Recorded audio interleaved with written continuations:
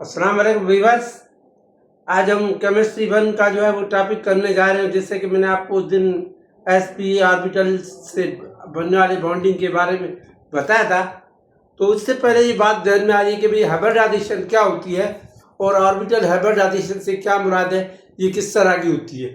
तो आज हम ऑर्बिटल हाइब्रिडाइजेशन के बारे में बात करने जा रहे हैं और उससे फिर बॉन्डिंग के सिलसिले में जो कि हमारे पास कॉन्सेप्ट है बॉन्डिंग का, वो हम जो है वो बताने जा रहे हैं आपको। तो फर्स्ट ईयर का ये टॉपिक है, थर्ड चैप्टर के अंदर है ये, तो आप जरा गौर से देखिएगा, समझिएगा। पहले तो हम देख लेते हैं कि ऑर्बिटल हाइब्रिडाइजेशन क्या है। कह रहा है when electrons of same atomic orbital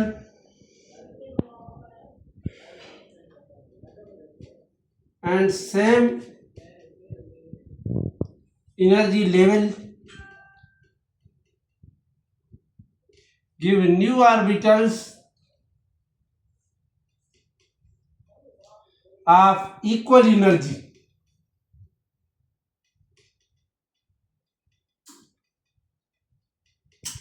are called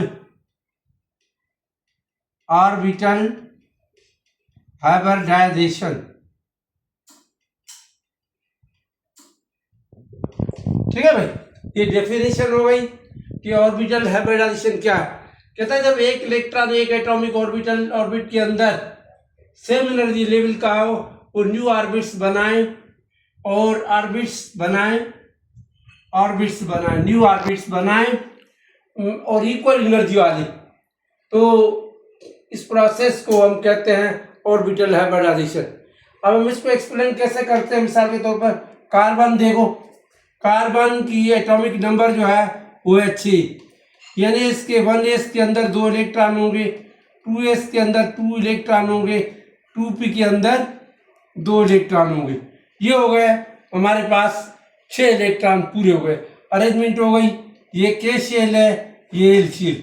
अब हमारे पास ये एक एल शेल जो है, इसके अंदर एक एनर्जी लेवल है, एल शेल है, और इसके अंदर जो 4 इलेक्ट्रॉन है वो अगर आपने आप को खोल ले तो फिर ये ऑर्बिटल हाइब्रिडाइजेशन पॉसिबल है।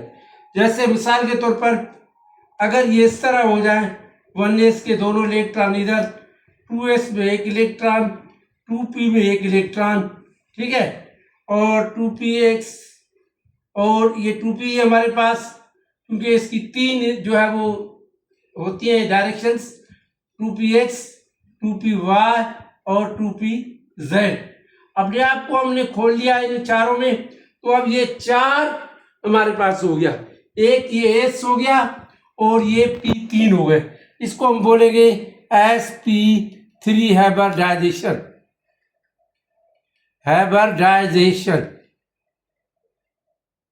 ठीक है भाई, एक s ऑर्बिटल है और ये p3, ये एक एनर्जी लेवल था l, और उसके अंदर से ये इलेक्ट्रॉन आपस में एक दूसरे के साथ डिस्ट्रीब्यूट करके अपने आप को अलग करके उसी p के अंदर से जो 3 सतही एनर्जी लेवल्स थे उनके अंदर एक एक इलेक्ट्रॉन डिस्ट्रीब्यूट हो गया, और हमारे पास px में भी एक इलेक्ट्रॉन, py में भी इलेक्ट्रॉन, pz में भी एक इलेक्ट्रॉन, इस s के अंदर भी।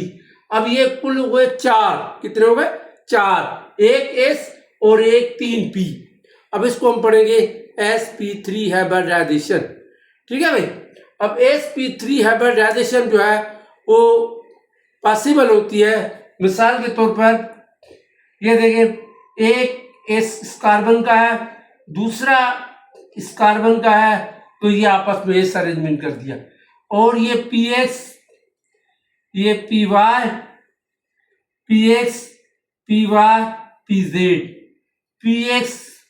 px, py और pz, px, py और pz। अब ये s ऑर्बिटल आपस में हो गए, ये हो गया ssp जो है वो अपने साथ इन्होंने बॉन्ड बनाया, sp3 है। अब एक आपस में मिल गया। अब ये 3p खाली है, इन 3p ने 4 हाइड्रोजन एटमों के साथ ज्वाइनिंग कर ली। ये देखो ये 4 हाइड्रोजन के s ऑर्बिटल है, ये 4 हाइड्रोजन के s ऑर्बिटल है, ये s, ये h, ठीक है।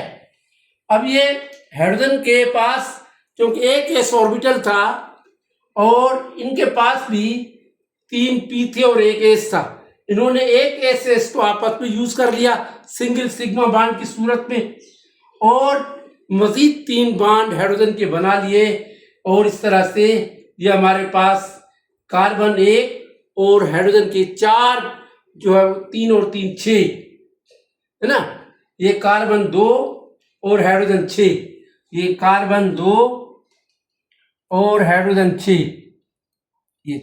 ये स्ट्रक्चर बन गया, ठीक है। अब ये इथेन का स्ट्रक्चर बन गया।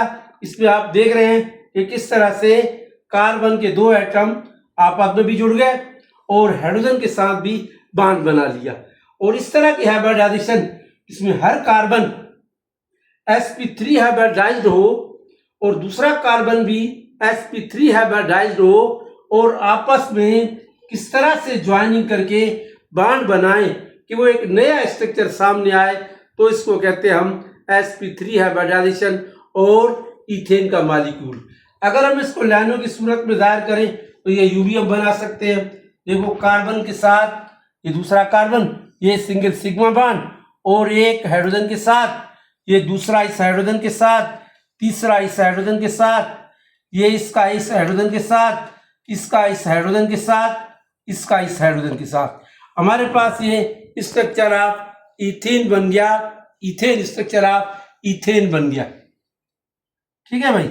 ये स्ट्रक्चर ऑफ इथेन बन गया कि किस तरह से कार्बन 2 और हाइड्रोजन 6 ने मिलकर के एक हाइब्रिडाइज्ड ऑर्बिटल जो पहले तश्कील बनाए पाए थे हर कार्बन के, ये 2 कार्बन ने अपने आप को कैसे अरेंज किया, जबकि हाइड्रोजन ने तो आपके पास आपको पता है एक ही इलेक्ट्रॉन है, इसके पास 1s है, ठीक है, इसके पास KCl है, इसको हाइब्रिडाइज करने की जरूरत ही नहीं है, इसके पास एक इलेक्ट्रॉन है, ये 3 हाइड्रोजन यानी 3s, ये जो है वो हर p के साथ इन्होंने जो है वो ऑर्बिटल हाइब्रिडाइजेशन कर ली और ये भी sp हो गया, ये sp, ये sp, ये sp, इसी तरह ये भी sp, ये भी sp और ये भी sp बॉन्ड बन गया।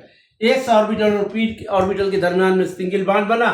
कुल आप मुझे बताओ कि कितने सिग्मा बॉन्ड बने भाई, कुल सिग्मा बॉन्ड इतने बने, एक आपस में 1 2 3 4 5 6 7 यानी कुल 7 सिग्मा बॉन्ड जो है वो इस इथेन के स्ट्रक्चर में मौजूद है और ये प्लेनर स्ट्रक्चर हो गया।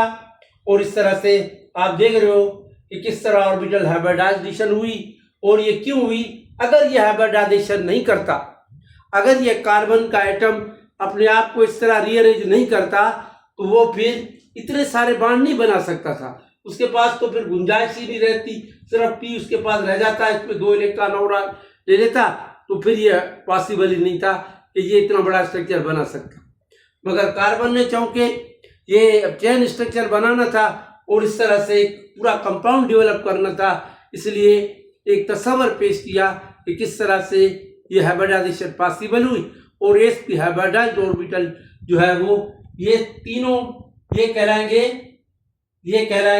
sp3 hybridised orbitals. और ये कुल कितने होंगे भाई, ये 4 होंगे, p के 3, ये p के 3 s।